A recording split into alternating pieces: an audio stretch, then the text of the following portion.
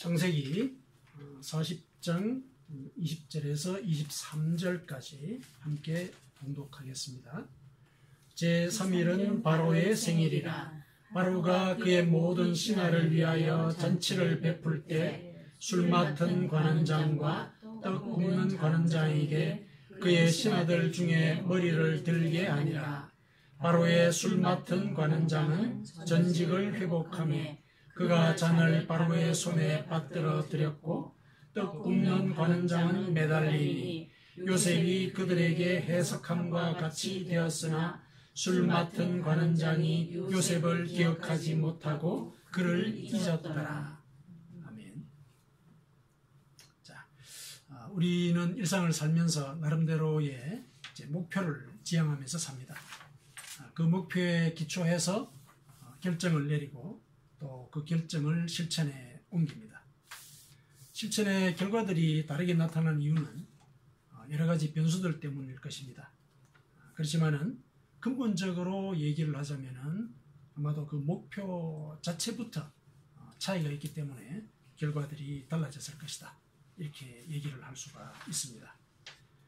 그 목표는 우리가 무엇을 궁극적인 관심사로 삼고 있느냐 여기에 따라서 여러 가지 양태로 드러나게 될 것입니다. 우리는 일상을 살면서 무엇을 궁극적으로 관심을 하고 있는가, 이 부분 우리가 함께 오늘 말씀을 기초로 해서 묵상을 해보도록 하겠습니다.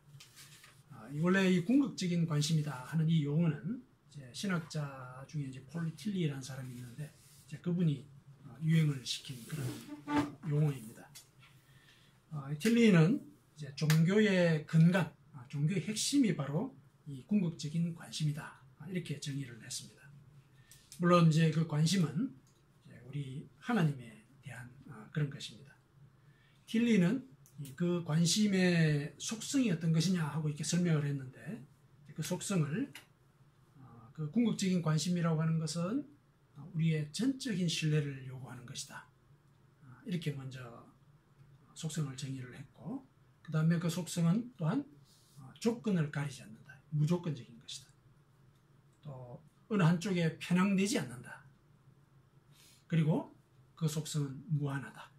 이렇게 크게 한 4가지 정도로 하나님에 대한 이 궁극적인 관심, 그러니까 궁극적인 관심 자체가 바로 하나님을 가리키는데 하나님의 속성이라고 하는 것이 바로 그와 같은 것이다 라는 취지로 이렇게 4가지 속성을 설명을 했습니다.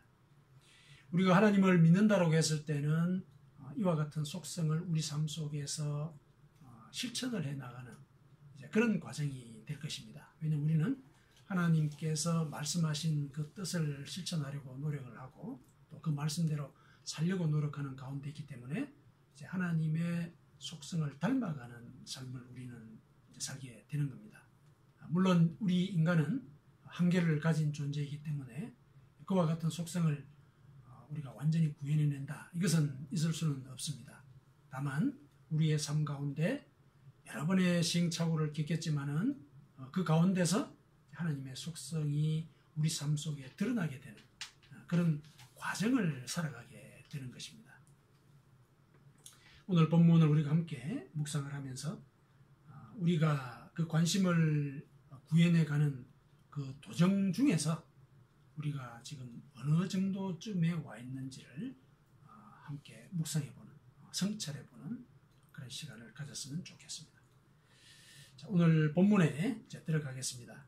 오늘 본문의 사건을 이해하기 위해서는 배경을 좀 알아야 되겠습니다.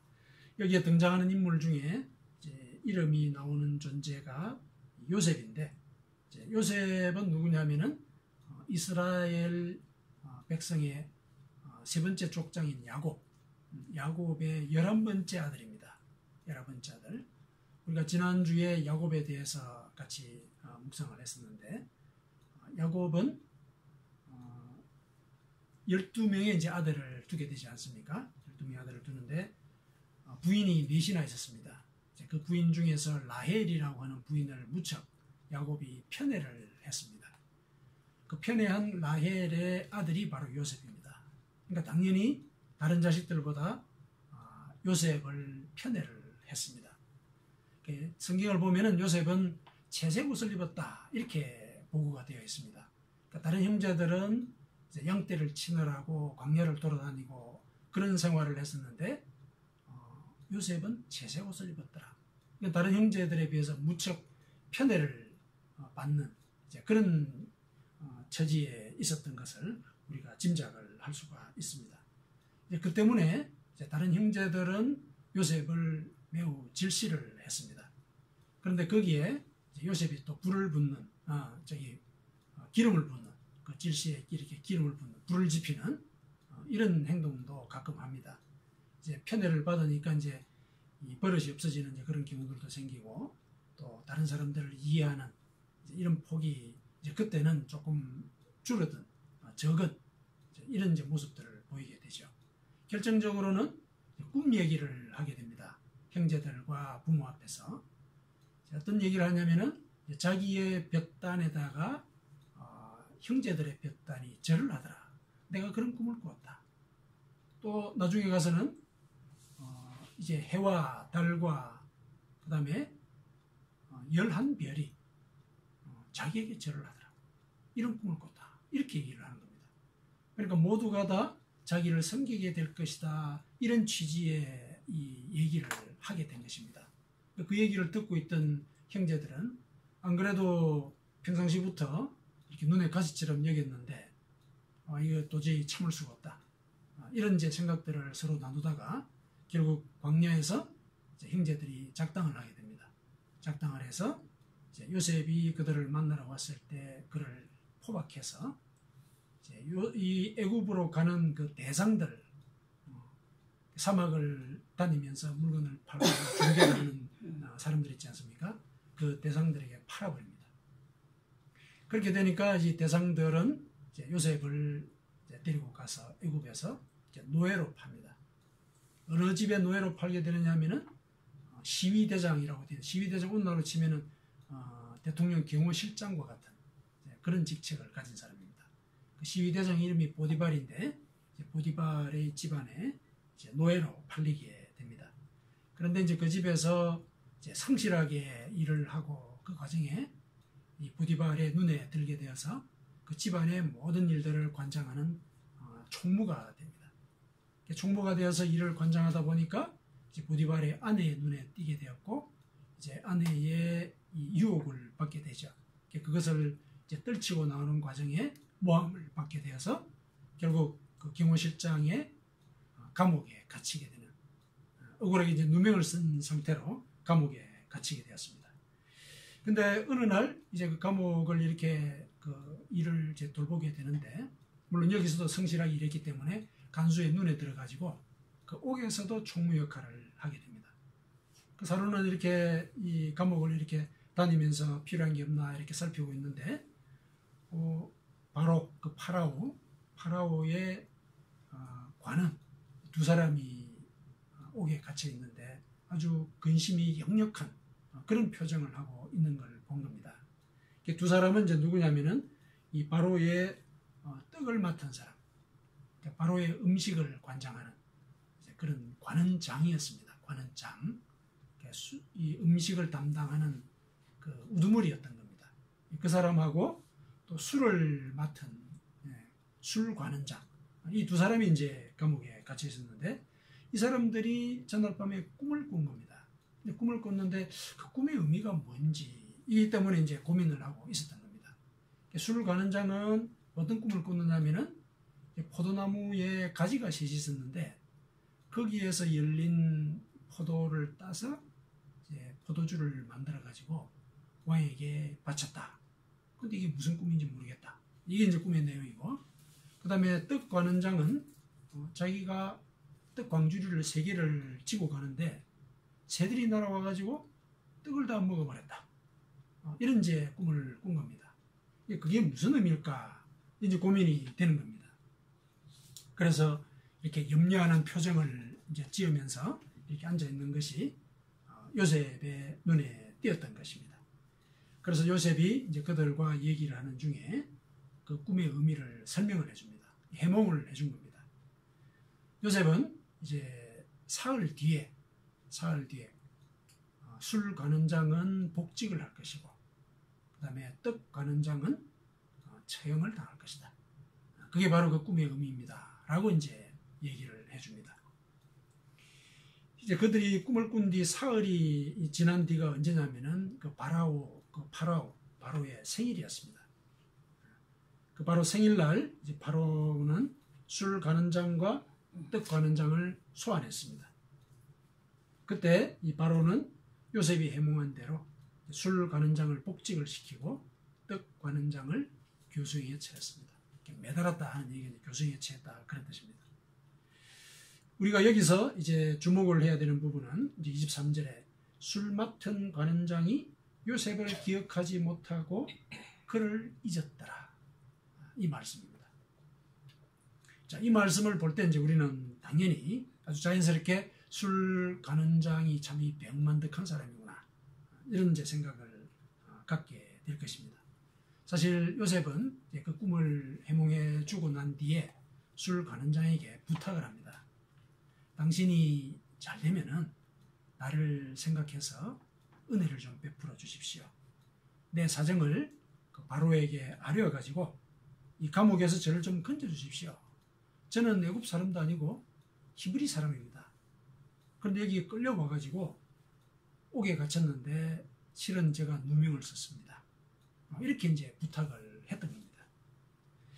이런 부탁을 이렇게 받았는데도 술 가는 장은 그 요셉이 꿈을 해몽해 준 그 덕택을 잊었고 더 나아가서는 그를 아예 잊은 겁니다. 이런 상황이 이제 오늘 그 사건의 배경이 되겠습니다. 자, 이런 배경 아래서 이제 술 가는 장과 이제 요셉을 우리는 비교를 해볼 수가 있는데 이들이 지니면서 살았을 그 궁극적인 관심에 우리가 함께 주목을 해 보십시다. 술 가는 장은 이제 무엇을 궁극적인 관심으로 품고 있었을까? 물론 이 궁극적인 관심이라는 것 자체가 우리가 무엇을 품고 안 품고 하는 그런 개념은 아닙니다. 종교의 핵심을 궁극적인 관심이라고 봤기 때문에 이제 그렇게 본다면은 이 술 가는 장과 종교를 연결시킬 그런 맥락은 오늘 사건 속에 나와 있지는 않습니다. 이제 그렇지만은 이 술 가는 장이 그 살아가는 방식은 우리가 여기서 짐작을 할 수가 있는데 이제 그 방식을 보면은 이제 그가 어떤 삶의 목표를 갖고 사는지 이것을 추정을 할 수가 있고 그 삶의 목표는 결국 그의 궁극적인 관심이 뭔지 이것을 짐작을 할 수 있게 해줍니다. 물론 이제 관심이라고 하는 것은 내면의 문제이기 때문에 확인할 수는 없어도 그의 행동을 분석하면은 그의 궁극적인 관심을 우리가 계략적으로 추정할 수 있게 됩니다. 자, 우선 이제 그의 행동을 보면은 그는 왕을 전적으로 신뢰하고 있는 사람은 아닙니다. 그는 왕을 측근에서 보좌하다가 투옥됐기 때문에 자신의 앞길에 대해서 불안한 마음을 갖고 있었을 것입니다. 마침 자신도 의미를 알 수 없는 꿈을 꿨고 또 그 꿈 때문에 수심에 잠겨 있었습니다. 이와 같이 왕과 관련된 꿈을 꾸고서 수심에 잠겼다. 이것은 왕이 자기를 죽일지도 모른다. 이런 불안감을 그가 갖고 있었다라는 것, 이걸 충분히 짐작할 수 있게 합니다. 자, 그 다음에 보면은 이 술 가는 장은 요셉이 베푼 은덕을 잊어버렸습니다. 물론 자신의 꿈이 해몽한 대로 실현이 됐다면은 이제 고마운 마음이 들겠지만은 그렇다고 반드시 내가 보답을 해야 되느냐 이런 생각을 가질 수가 있었던 겁니다. 해몽 자체가 꿈의 방향을 조정하거나 바꾸거나 그러지는 않았다. 이렇게 이제 생각할 수 있다는 겁니다. 게다가 이제 그가 이제 왕의 측근의 자리로 복권이 되었지만은 이전의 잘못 때문에 그 잘못이 뭔지는 분명하지는 않지만은 그 이전의 잘못 때문에 야 이제 좀 은행에 조심을 해야 되겠다. 이런 교훈을 분명히 얻었을 겁니다. 그러니까 그는 그 이후에 전전긍긍하면서 바로 앞에서는 매우 조심스러운 행동을 했을 가능성이 큽니다. 그렇다면은 이제 다른 사람의 처지를 돌볼 여력이 없었을 수도 있겠다. 이렇게 이제 우리는 추정을 할 수가 있습니다. 또 하나 봅시다. 이 술관원장은 일에 집중하는 사람이다. 이렇게 우리가 또 분석을 해볼 수가 있습니다. 자기가 해야 할 일 때문에 분주하다 보니까 요셉을 잊어버렸을 수 있는 겁니다. 이제 아마 우리가 추정컨대 복직을 하고 난 뒤에는 아마 고마운 마음에 이제 요셉의 부탁을 들어주려고 뭔가 모색을 하기도 했을 수 있겠다. 이렇게 이제 생각을 할 수도 있습니다. 그런데 이제 다시 투옥되는 일이 있어서는 안 되겠다. 이게 아마 제일 큰 그 사람의 행동에 여러 가지 신경 쓰는 주 관심사였을 것이라는 것을 우리가 짐작을 한다면은 아마도 이 사람은 자신이 해야 되는 일에 집중을 했을 것이다. 당연히 그랬을 것이다. 우리는 이렇게 짐작을 합니다. 그래서 일이 우선이 되다 보니까 이제 요셉과의 인연은 자연스럽게 잊혀지는 겁니다. 그리고 나중에 이제 바로가 꿈을 하나 꾸는데 그 꿈을 해몽할 때 요셉을 이 사람이 기억을 합니다. 기억을 해서 요셉을 바로에게 천거를 하는데 그때도 요셉의 은혜를 기억했기 때문에 그를 천거했다라고 얘기하기보다는 자신의 상관이 지금 고민에 빠져 있는 겁니다. 그러니까 술을 맡았다라고 하는 것은 굉장히 측근에서 지근거리에서 왕을 돌보는 사람인데 지근거리에서 왕이 지금 고민에 빠져 있는 겁니다. 그렇다면 측근으로서 당연히 압박감을 느꼈을 겁니다. 그리고 바로의 진노를 한번 샀던 적이 있기 때문에 뭔가 또 점수를 얻을 만한 이런 일들을 또 고민을 했을 것이고 마침 그때 이 바로가 다스리던 그 애굽 땅의 모든 현자들과 또 점술가들이 그 바로의 꿈을 해몽하지 못하는 일이 벌어진 겁니다. 그렇다면 이제 자신의 경험상 그 요셉이라는 청년 꿈을 아주 정확하게 해석을 했다. 그러면 이 사람을 이제 바로에게 청거를 해서 혹시 이제 내가 바로의 고민을 들어주는 이런 이제 일을 하게 되지 않을까 이런 생각을 했을 수 있는 겁니다. 그래서 이 사람은 굉장히 자기의 일에 충실하다는 측면도 있지만은 사람들과의 관계보다는 일, 자기의 맡은 일, 사명감, 의무감 이런 것들에 의해서 추동되는 그런 인물이었을 수 있다. 그래서 그는 의무감으로 분주하게 살아가는 사람일 수 있을 것이다. 이렇게 이제 우리가 생각을 해볼 수가 있습니다. 마지막으로 이제 그 사람의 행동, 술관원장의 행동을 우리가 분석을 해볼 때 드러나는 특징은 공감 능력이 부족하다고 하는 것. 이건 우리가 또 충분히 추정할 수가 있습니다. 자기에게 도움을 줬던 그 요셉이 이방인인데다가 노예인 겁니다. 게다가 억울한 누명을 쓰고 지금 투옥이 되어 있지 않습니까? 술관원장에게 이 공감의 능력이 조금이라도 있었더라면은 그는 요셉을 다시 기억하는데 2년이라는 시간이 걸리지는 않았을 겁니다. 2년이라는 시간은 우리 오늘 본문 뒤쪽에 보면은 2년이 지난 뒤에 그런 얘기가 나오지 않습니까? 요셉에 대해서 이제 그 2년 동안 잊어버린 채로 방치를 했다. 이거는 공감 능력이 부족하다. 은혜를 잊었다는 그보다도 더 근원적으로 공감할 수 있는 그런 능력이 부족한 사람이다. 이렇게 이제 우리가 그 사람의 행동을 분석을 할 수가 있습니다. 술관원장은 이렇게 전전긍긍하면서 살았고, 물론 혹시 그 반대의 경우도 있을 겁니다. 이제 다시 바로의 눈에 들었기 때문에 또 우쭐해서 살 수 있는 그런 경우들도 있지만은 전체적으로 볼 때 이 술관원장은 자신의 처지나 자신의 입장을 우선적으로 고려하는 사람이다. 이걸 우리가 확인할 수가 있습니다. 술관원장의 관심은 자기 자신에게 집중되어 있습니다. 종교적으로 말하자면 술관원장은 자신이 자기의 신입니다. 자기가 자신의 궁극적인 관심이라는 얘기입니다. 그래서 자신의 이익을 궁극적으로 관심하면서 사는 사람이다. 그러니까 틸리가 말한 그 궁극적인 관심의 속성이 타락한 형태가 이 사람의 행동 속에서 드러나고 있다. 이렇게 얘기를 할 수가 있습니다.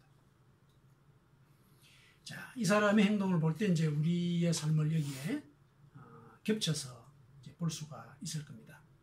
우리는 이기적인 유전자에 의해서 자극을 받고 또 충동을 받는 그런 존재이지 않습니까? 물론 하나님을 믿기 때문에 그 유전자를 통제할 수 있는 그런 능력을 발휘하기도 하지만은 경우에 따라서 우리는 술 가는 장과 같은 이런 행동을 보인다라고 하는 것 우리는 인정하지 않을 수가 없습니다. 자, 그러면은 이제 술 가는 장은 그와 같은 이제 존재이다. 우리의 어두운 면을 반영하고 있는 그런 존재이다. 이렇게 한번 정리를 해보시고 이어서 이제 요셉을 우리가 한번 살펴보십시다. 요셉의 행동을 가만히 분석을 해보면은 요셉은 그 궁극적인 관심이 하나님이라고 하는 것 이것이 그의 행동 속에 그대로 드러납니다. 실제로 그는 잊혀진 존재로 살지 않았습니까? 이제는 가족들로부터도 잊혀진 존재입니다. 17살 때 팔렸어요. 애굽에 17살 때 팔려가지고 11년이 지나는 동안 보디발의 집에서 노예로 일을 했고 그리고 이제 2년 동안 감옥에 갇혀 있었던 겁니다. 13년간 잊혀진 존재. 가족들은 이제 그 형제들은 아버지 야곱에게 요셉이 죽었다. 짐승들에게 찢겨서 죽었다. 이렇게 알렸습니다. 그러니까 가족들로부터도 잊혀진 존재. 그리고 그 2년 동안 술 가는 장이 자기에게 은혜를 베풀기를 기다렸던 그 2년 동안도 역시 잊혀진 존재로 살았습니다. 잊혀진 존재로 살았기 때문에 이 사람이 평소에 어떤 행동을 하는가 이것은 그 사람의 궁극적인 관심이 뭔가를 확인할 수 있는 그런 계기가 충분히 됩니다. 요셉은 어떻게 살았습니까? 첫째로 요셉은 기다릴 줄 알았습니다. 기다릴 줄 알았습니다.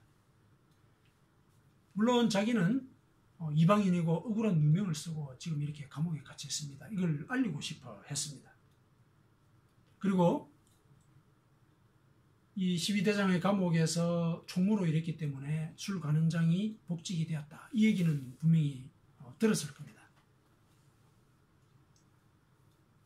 술 가는 장이 감옥에 나간 지 또 2년이 지났다 이렇게 되지 않습니까? 분명히 그 가운데 그런 소식을 들었을 것이고 또 그렇다라면은 이 술 가는 장이 배신을 했네.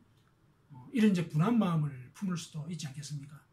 그리고 그 분한 마음에 집중이 되다 보면은 아마 그 술 가는 장을 욕을 했다든지 이런 행동을 갖다가 했을 가능성이 분명히 있습니다. 짐작컨대. 그런데 요셉은 자신의 그 기대가 배신당한 것에 대해서 괴념치 않았습니다. 왜 이것이 가능했을까? 요셉은 보디발의 집에서 총무로 일할 때나 감옥에 있을 때도 늘 하나님과 동행하는 삶을 살았습니다. 성경은 그렇게 보고를 하고 있습니다.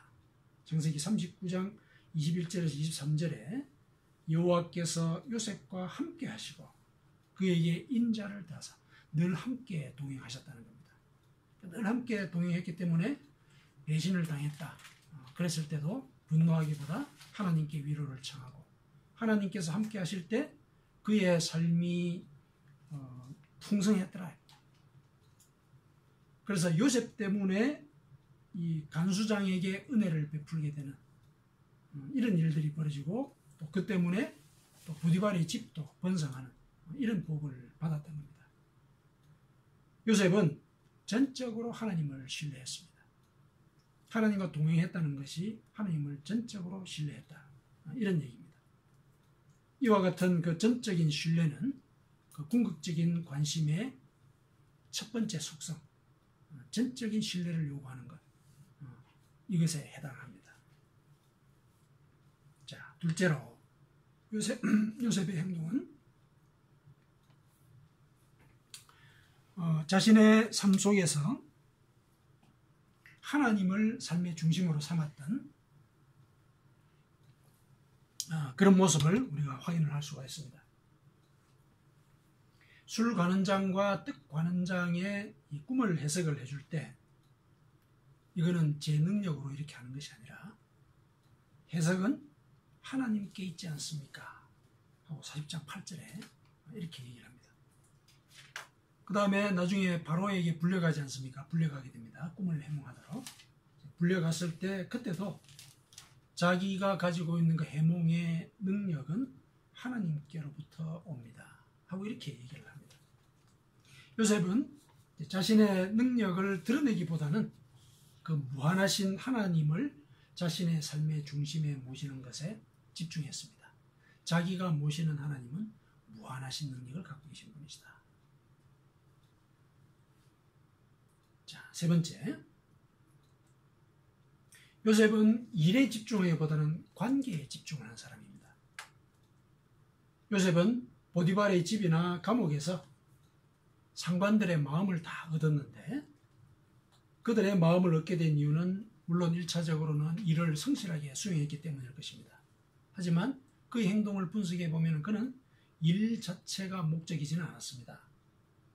예를 들면은 그가 만일에 일 자체를 목적으로 삼고 일에 집중해서 살았더라면 성공지향적인 생각을 갖게 되었을 것이고 보디발의 아내가 유혹을 했을 때 아마도 쉽게 그 유혹을 받아들였을 가능성이 큽니다. 왜냐하면 눈앞에 이익을 충분히 짐작할 수 있는 그런 상황이 전개가 된 겁니다. 보디발의 아내의 총애를 얻게 되면 더 편리하고 또 더 자신의 신분을 향상시킬 수 있는 가능성이 있을 것이다. 이렇게 생각할 수 있었던 겁니다. 그런데 요셉은 보디발의 아내가 자기를 유혹을 했을 때 보디발과의 약속을 떠올립니다. 이 집안의 모든 것들은 다 자기가 마음대로 관장을 할 수 있지만은 보디발의 아내, 당신만은 내가 관장할 수가 없다. 이건 이제 약속을 한 것이라고 그 아내에게 얘기를 하면서 이제 그 장소를 떠나게 됩니다. 그 유혹의 손길을 떨쳐버리고 이제 나오게 됩니다. 요셉은 보디발과의 그 관계를 중시했던 이제 그런 사람입니다. 그리고 이제 술 관원장과의 관계도 우리가 또 여기서 짐작을 해볼 수가 있는데 술 관원장이 자기를 잊었다 이렇게 생각하면은 속으로 배신당한 것 때문에 이제 부글부글 분노가 끓게 되고 그렇다면은 이제 간수들과 같이 있을 때 그 술 관원장 흠을 얘기하거나 뭐 또 다른 동료 죄수들과 함께 얘기하는 중에 그 술 관원장 뭐 욕을 하거나 뭐 이런 일들을 우리가 했을 것이라고 짐작을 할 수 있지 않겠습니까? 그럼 2년 동안 이제 아무 일이 없었다. 이 얘기는 요셉은 이제 그렇게 자신의 물론 분노를 느꼈을 수도 있지만은 그 분노를 드러내기보다는 이제 그 상황을 그냥 하나님의 뜻으로 받아들였다라고 얘기를 할 수가 있겠습니다. 왜 그러냐면은 만일에 요셉이 간수에게 뭐 조금 흠을 얘기했거나 또 지수들에게 욕을 했거나 그러면은 그런 얘기들이 2년 중에 술 관원장의 귀에 안 들어갔을 것이다. 그러지는 않을 겁니다. 만일에 그게 또 술 관원장의 귀에 들어갔다면은 술 관원장은 몸을 좀 조심해야 되는 위치에 있지 않습니까? 그렇다면은 아마 간수에게 연락을 하거나 심지어는 보디발에게 연락을 해가지고 요셉에게 위해를 가했을 수가 있는 겁니다. 자기의 이 직위가 중요하고 일에 집중하는 사람이기 때문에. 그런데 이제 그런 일이 없었던 겁니다. 2년 동안. 그렇다면은 이제 요셉은 그렇게 자신의 목표나 자신의 일 이런 것들보다는 그 관계의 중요성 이런 것들에 개념했던 관심을 두었던 그런 사람이다. 이렇게 우리가 정리를 할 수가 있습니다. 이처럼 이제 관계를 중시한다. 이거는 일에 집중하는 것보다는 실은 더 멀리 내다보는 그런 결정입니다. 왜냐하면 일이라고 하는 것은 시간과 공간에 제한이 되어 있는 하나의 객관적인 대상이지만 관계라고 하는 것은 일을 조정할 수 있는 그래서 시간과 공간을 넘어선 결정을 할 수 있는 그런 요소이지 않습니까? 그러니까 관계를 중시한다라고 하는 것 이거는 훨씬 더 큰 전망을 가진 그런 결정이다. 그래서 이것은 세상을 살아갈 때 편향적이지 않는 그런 전망을 제시하는 그런 태도가 되겠습니다. 자, 네 번째로 그의 행동을 이렇게 분석을 해보면은 술 관은 전과는 달리 그는 공감 능력이 뛰어난 사람이었습니다. 요셉이 술 관원장과 떡 관원장을 알게 된 것도 그들이 근심 어린 표정을 짓고 있는 것을 보고서 먼저 그들에게 다가갔기 때문에 그렇습니다. 아침에 들어가 보니까 그들에게 근심의 빛이 있는지라 40장 6절 7절에 그렇게 보고가 되어 있습니다. 그래서 이제 가서 먼저 물어본 겁니다. 왜 그렇게 근심이 가득하십니까? 이렇게 이제 물어보니까 그들이 이제 자기의 꿈 얘기를 하게 되고 그래서 일이 이렇게 전개가 되어 가는 것입니다. 요셉이 이렇게 공감 능력을 이렇게 먼저 발휘한 것을 보니까 그가 어렸을 때 그 형제들의 마음을 아프게 했던 그런 모습과는 많이 달라진 것을 우리가 확인할 수가 있습니다. 요셉이 애굽의 노예로 팔려오게 된 그 원인은 사실상 아버지의 사랑을 독차지하면서 그 사랑으로부터 배제당한 형제들의 아픔을 공감하지 못했기 때문이었습니다. 그런데 11년 동안 애굽에서 노예로 살면서 그는 공감 능력을 가진 자로 이렇게 변화가 된 것입니다. 사람들 중에는 고생을 하다 보면은 더 자기중심적으로 변하는 이런 사람들이 있을 수 있지만은 요셉은 다른 사람들과 공감할 줄 아는 그런 능력을 갖게 되었습니다. 이와 같이 공감이라고 하는 것은 상대방이 투옥된 죄수이든 또 바로이든 그 누구든지 그들의 조건과는 상관하지 않고 그들의 어려운 처지에 동의를 표하는 것, 그게 바로 공감입니다. 그래서 이거는 이렇게 어떤 이 제한 조건을 갖지 않는다라고 하는 그 궁극적인 관심의 속성을 또 이제 대변한다 이렇게 볼 수가 있습니다. 자, 이렇게 이제 요셉의 행동을 우리가 특성을 한번 살펴보았는데 그 특성을 한번 정리를 해보겠습니다. 이제 하나님을 믿고 하나님과 동행했던 그 요셉이 그의 삶 가운데서 그는 어떤 궁극적인 관심을 가졌는가? 무엇보다 요셉은 다른 사람들의 행위에 이의일비하지 않았다. 기대가 배신을 당하더라도 좌절하지 않았다라고 하는 것. 하나님의 뜻을 기다리지 있었다는 것. 그래서 그는 하나님과 동행하는 일에 전심전력을 다한 사람이었다. 이걸 우리가 확인할 수가 있습니다. 그러니까 전심전력을 다한 또 전심전력을 요구하는 그 궁극적인 관심을 그 행동 속에서 표현을 했다. 자, 그 다음에 요셉은 자기 자신의 이익과 목적에 집중하지 않았습니다. 무한하신 하나님의 능력이 그를 형통하게 만들어 주었습니다.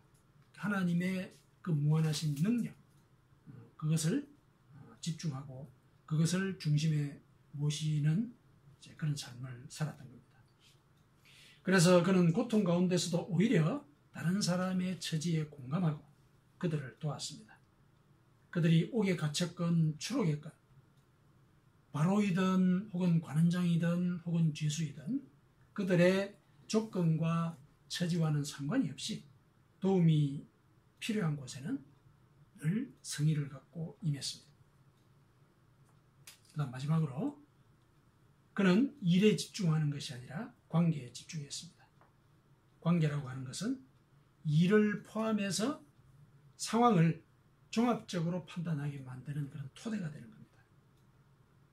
자, 이렇게 한 네 가지 정도의 그 속성을 요셉의 행동으로부터 우리가 특징으로 읽어낼 수가 있습니다. 이와 같이 이제 그의 행동 속에는 그가 평상시에 궁극적인 관심을 어디에 두고 사는지 이것이 드러난다 하는 것, 우리 여기서 확인을 할 수가 있습니다. 이와 같은 요셉의 행위는 예수 그리스도께서 하나님을 궁극적 관심으로 삼으셨던 태도를 반영합니다.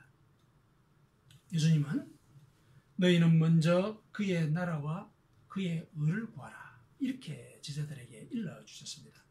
제자들에게 그렇게 가르쳤다는 것은 그분께서 친히 그와 같은 삶을 사셨던 겁니다.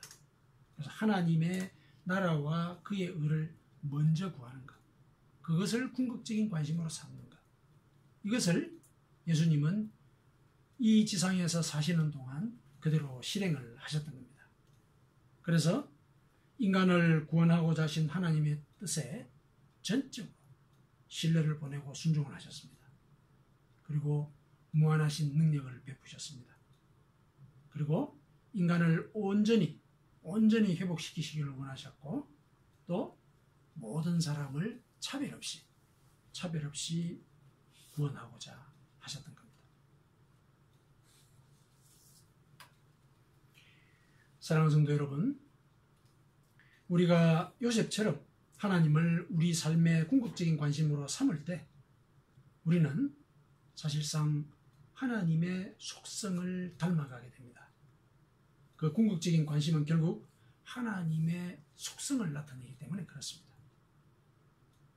그렇게 되면 우리는 무슨 일을 하든지 하나님을 전적으로 신뢰하게 됩니다.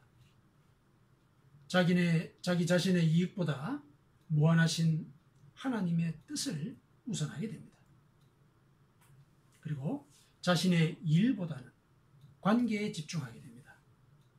그 결과 다른 사람들의 곤경에 공감을 할 줄 아는 그런 자로서 살아가게 되는 것입니다. 물론 이것이 자연스럽게 이루어지지 않기 때문에 이런 삶을 결단하고 실천해야 됩니다. 신학자인 트라이언 에드워즈가 이런 말을 했습니다. 생각은 목표를 낳고, 목표는 행동으로 연결되며, 행동은 습관을 형성한다. 또한 습관은 성격을 좌우하고, 성격은 우리의 운명을 결정한다. 그렇습니다. 우리가 하나님을 우리의 궁극적인 관심으로 삼으면 하나님을 기쁘게 하는 것이 우리의 삶의 목표가 됩니다. 그럼 그 목표에 따라서 우리는 행동을 하게 됩니다. 그 행동은 나의 습관을 형성하고, 나는 공감의 능력이 커지는 이와 같은 성품의 변화를 얻게 됩니다. 결국 이렇게 사는 과정에 우리는 요셉처럼 자기를 살릴 뿐만 아니라 다른 사람도 살리는 그런 삶을 살게 되는 것입니다. 이처럼 우리가 하나님을 궁극적 관심으로 삼고 그분의 뜻을 쫓으러 가면 우리가 자신을 궁극적 관심으로 삼고 살아간 것과는 비교할 수 없는 그런 결과를 얻게 됩니다.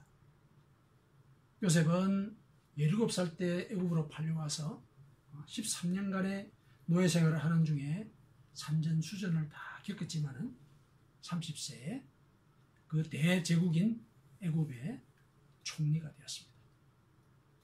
그래서 그는 애굽 백성들을 극심한 기근에서 구했을 뿐만 아니라 자신의 민족인 그 이스라엘 민족이 대민족, 대국가로 형성이 되는 토대도 마련하게 되었습니다. 요셉의 삶에서처럼 우리의 삶 가운데서도 이렇게 모든 것들을 역전시키시는 그 역전의 하나님께서 임하시기를 기원합니다. 그 기원이 이루어지려면 역전의 하나님이 우리의 궁극적인 관심이 되어야 합니다. 우리의 삶 속에서 하나님의 나라와 그분의 의로움을 우선하는 그런 삶을 살아가야 하는 것입니다. 우리는 하나님을 궁극적인 관심으로서 삼고서 살고 있다.